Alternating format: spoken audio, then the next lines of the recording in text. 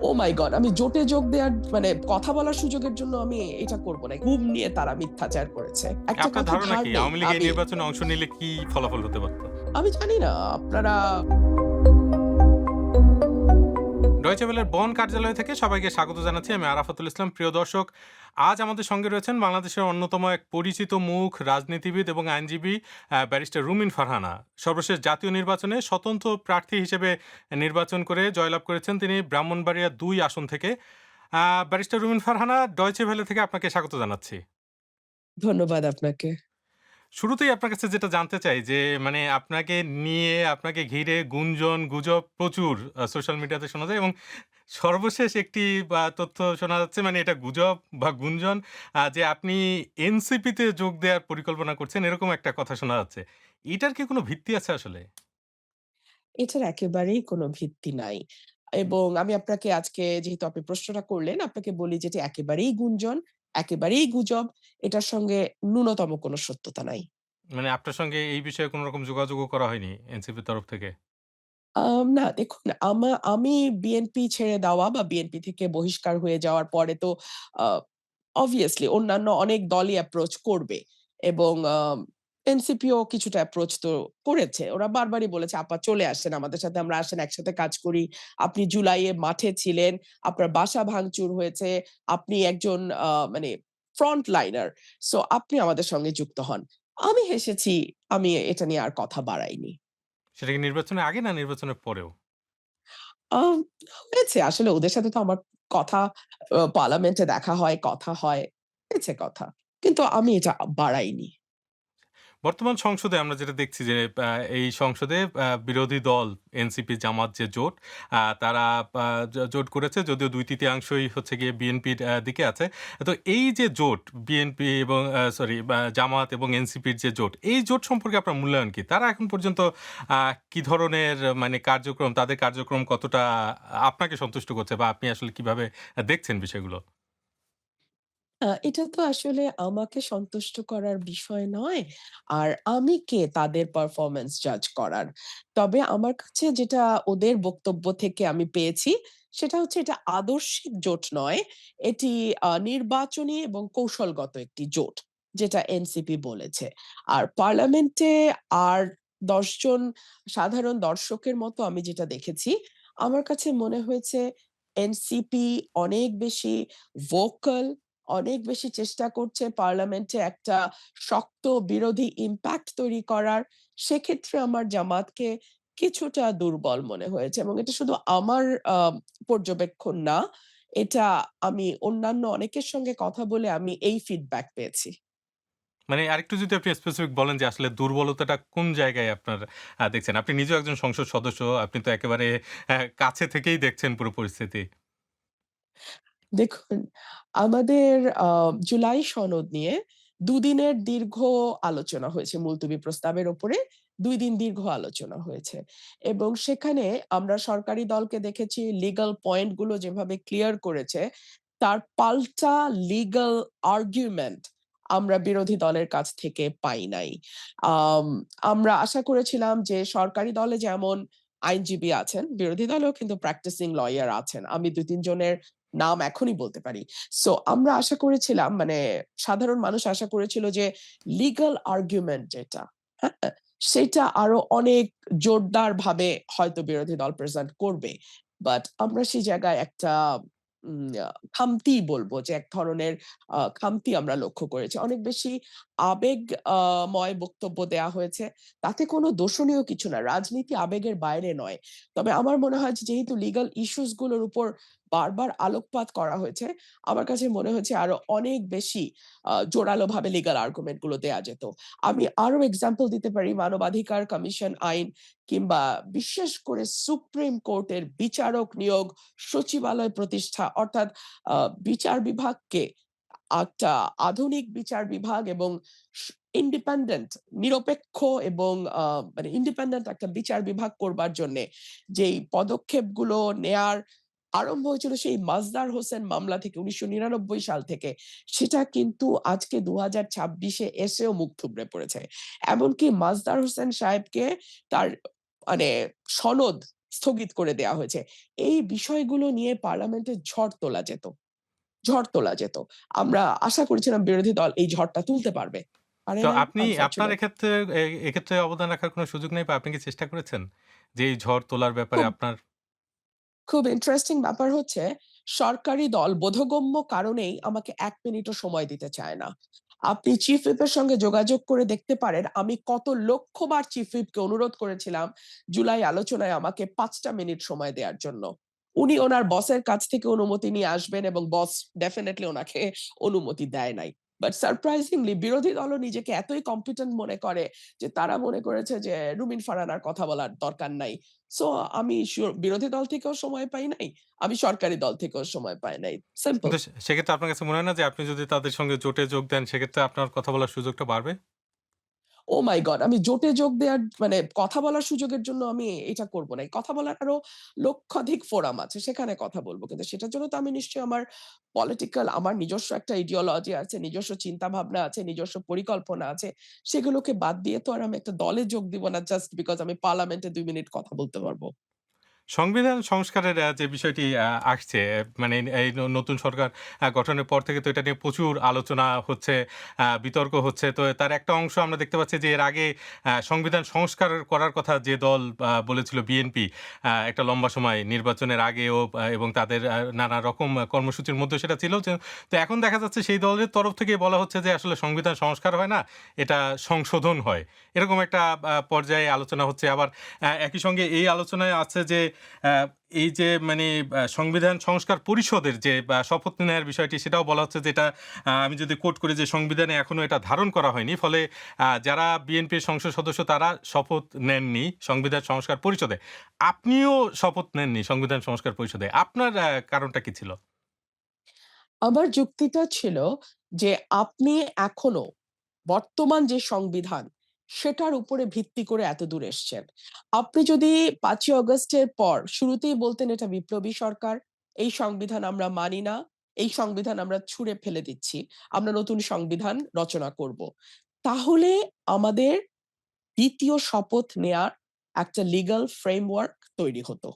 কিন্তু যেহেতু আপনি সেটি করেননি, আপনি যেহেতু বর্তমান এক্সিস্টিং সংবিধানের ১০৬ অনুচ্ছেদ অনুযায়ী শপথ নিয়েছেন এবং আপনি ১০৬ অনুযায়ী আপনি আপনার আ পুরা লেজিটিমেসি কে গত ১.৫ বছরের লেজিটিমেসি কে আপনি ১০৬ দ্বারা নির্ধারণ করেছেন। তাহলে তো আর আপনার এই সংবিধানের বাইরে গিয়ে ২য় শপথ নেয়ার আর কোনো সুযোগ থাকে না। এবং আমিও মনে করেছি যে যেহেতু আমি ১ম শপথটা নিয়েছি এক্সিস্টিং সংবিধানের অধীনে, সো আমি আর ২য় শপথটা আমার পক্ষে নেয়া সম্ভব নয়। বিকজ আমি তাহলে ১ম শপথ যেটা সেটা নালিফাই হয়ে যায়। এটা আমার যুক্তি কিন্তু ছিল। এই সো এই সে যে কারণে জি, এই যে বিতর্ক, এই যে আলোচনা এখানে মানে খুবই ইন্টারেস্টিং। এটা নিয়ে তো নানা রকম আসপেক্ট ও আসছে। তার মধ্যে একটা বলছে যে তাহলে তো এই ১ম কথা হচ্ছে এই যে সংবিধানের ১০৬ অনুচ্ছেদ অনুযায়ী যে শপথ নেওয়ার প্রক্রিয়া, অন্তর্বর্তী সরকার গঠন এবং এখন পর্যন্ত যা হচ্ছে সেটা নিয়েও তো অনেকে প্রশ্ন তুলছেন যে এই শুরুতে আসলে ১০৬ অনুচ্ছেদের যে প্রয়োগ সেটা যথাযথভাবে করা হয়নি এবং আমরা দেখলাম যে এই বিচারকরা এটার আ আ দিয়েছেন এই পরামর্শ আ তারাও আসলে পদত্যাগ করেছেন। খুব অল্প সময়ের মধ্যে তাদেরকেও কেউ বলছে তাদেরকে পদত্যাগ করতে বাধ্য করা হয়েছে। কেউ বলেছেন তারা স্বেচ্ছায় পদত্যাগ করেছেন। কিন্তু তারাও পদত্যাগ করে চলে গেছেন। তো এখন যেটা আলোচনাটা আসছে যে আসলে তাইলে তো পুরো বিষয়টা নিয়েই বিতর্ক তোলার সুযোগ আছে। শুধুমাত্র এই একটা দিক না সংবিধানের যে এখন যে অন্তর্বর্তী সরকার গঠন করা হয়েছিল সেটা কি সংবিধানের যথাযথ প্রক্রিয়ায় করা হয়েছে? এখন আপনারা যে শপথ নিলেন আপনারাও কি আসলে যথাযথ প্রক্রিয়া অনুসরণ করে শপথ নিয়েছেন কিনা? দেখুন আরাফাত, এই বিষয়গুলো নিয়ে যদি কেউ প্রশ্ন তুলতে চায় ভবিষ্যতে, প্রতিটি ক্ষেত্রেই প্রশ্ন তোলা যাবে। তবে আমরা যদি আ একটা মানে লিগ্যাল জুরিসপ্রুডেন্স এর একটা ইয়ে আছে যে যেটা হয়ে গেছে সেটা হয়ে গেছে। হ্যাঁ? সেটা যদি আমরা সেই প্রিন্সিপাল অনুযায়ী যাই, তাহলে আসলে আপনি এটাকে যতই চ্যালেঞ্জ করেন, সময়টাকে তো আসলে পিছিয়ে নিয়ে গিয়ে আর সেটিকে আ পরিবর্তন করা সম্ভব নয়। তাই না? ধরুন আজ থেকে ১০ বছর পর যদি এটা চ্যালেঞ্জড হয়, তাহলে তো আর ১০ বছর আজকের সময়টাতে আর ফিরে যাওয়া যাবে না। সো যা হয়ে গেছে, ফ্যাক্টাম যেটা হয়েছে সেটা হয়েছে। সেটাকে অ্যাজ ইট ইস নিয়ে নিতে হবে। এছাড়া আর কোন উপায় নাই। তবে হ্যাঁ, সার্টেনলি আপনি যদি লিগ্যাল nitty-gritty তে যান, প্রত্যেকটা জায়গায় চ্যালেঞ্জ করবার অনেক সুযোগ আছে। আচ্ছা। এবার আমরা আরেকটা বিষয়ে যাই যে আমরা গতকালকে YouTube এ একটি জরিপ করেছিলাম। সেখানে প্রশ্নটা ছিল যে, প্রিয় দর্শক, গুম প্রতিরোধ, বিচার ব্যবস্থা সংস্কার সহ বাতিল হওয়া ২০ অধ্যাদেশের বিষয়বস্তু বিএনপি সরকার আবারও বিল আকারে সংসদে পেশ করবেন বলে মনে করেন কি? সেখানে দেখা যাচ্ছে ৮১% দ দর্শক যারা ভোট দিয়েছেন তারা মনে করছেন যে এটা আসলে আর হবে না। আপনার কাছে কি মনে হয়? এটা কি আসলে আপনি এই সম্ভাবনা দেখেন? আমি ৮১% এর মধ্যে পড়ি। আমি কারণ কি? মেজরিটির মধ্যে পড়ি। কারণ কি?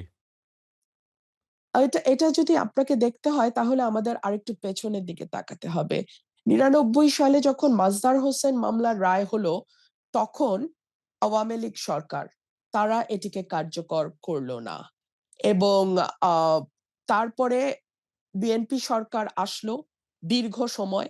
তারাও এটির ব্যাপারে কোন রকম কোন পদক্ষেপ আমরা নিতে দেখলাম না। এরপরে দেখা গেল 111 সরকার যখন আসলো, তখন গিয়ে এই এই রায়টার উপর ভিত্তি করে কিছু পদক্ষেপ নেয়া হয়েছে। সুতরাং এই যে ৯৯ থেকে ২০০৭ ৮ টা বছর, ৮ টা বছরে আওয়ামী লীগও ছিল, বিএনপিও ছিল। কিন্তু তারা কেউ বিচার বিভাগকে স্বাধীন করবার জন্যে কোন পদক্ষেপ নিল না।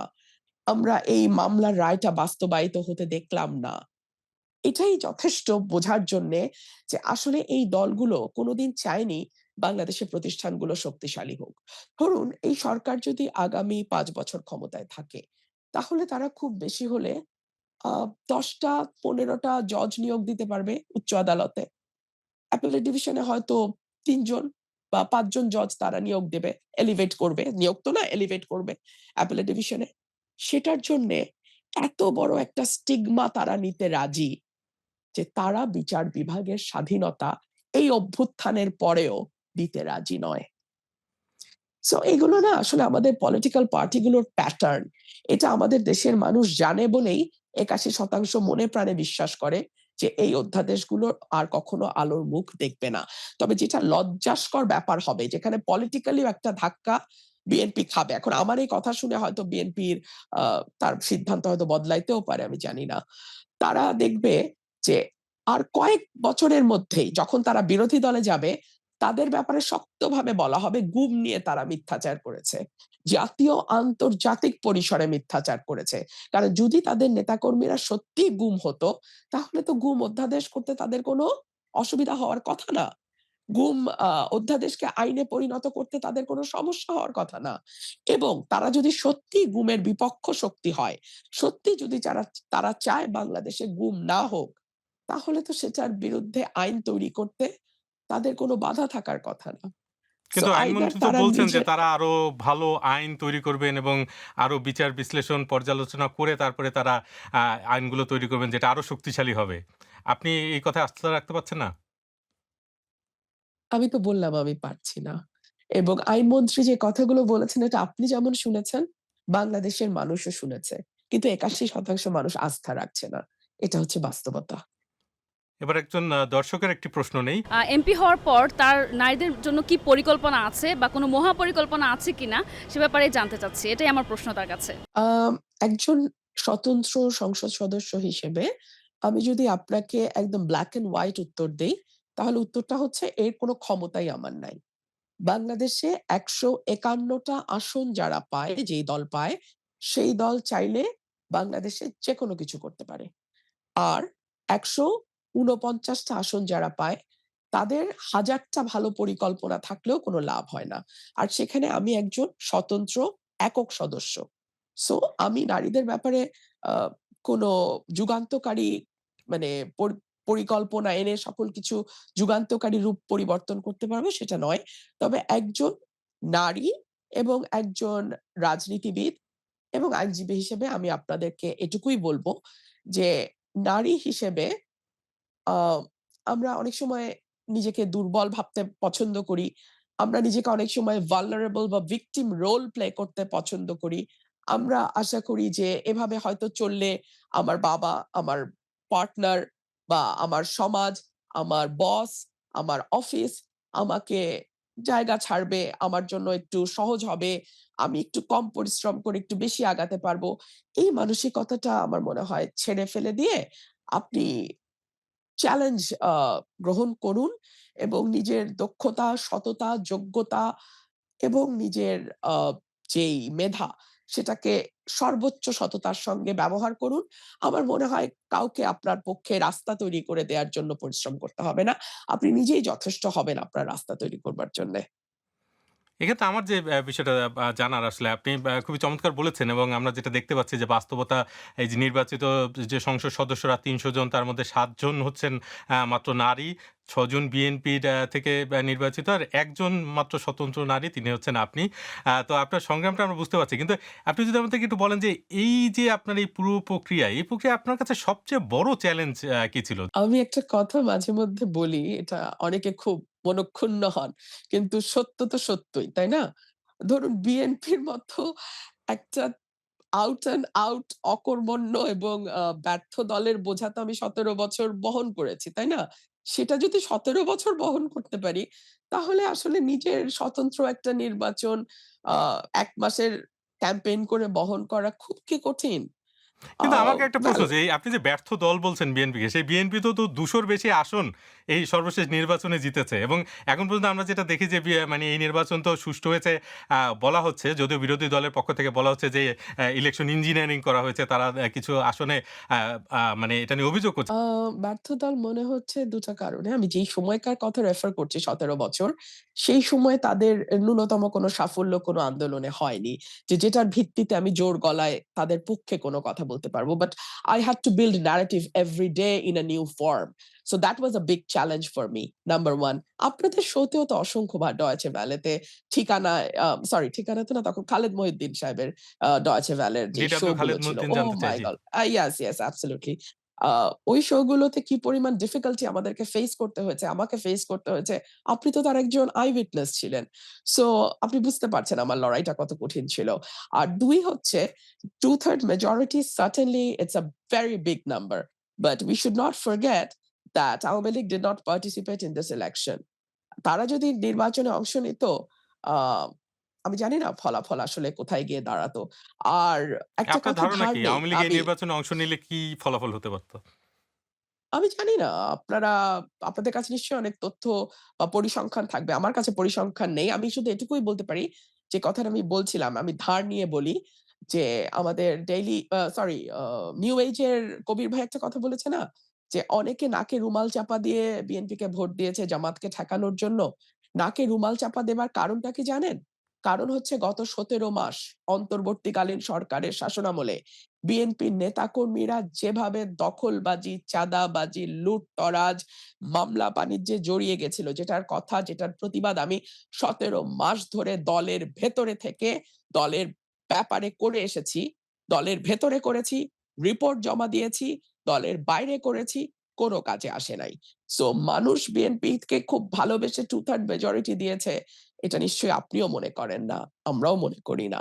সো এটা যদি সকলে দেখুন, আপনি দেখুন নেপালে যে অভ্যুত্থান হলো, এরপরে কিন্তু নেপালে সরকারে যারা ছিল, তারাও কিন্তু নির্বাচনে অংশ নিয়েছে।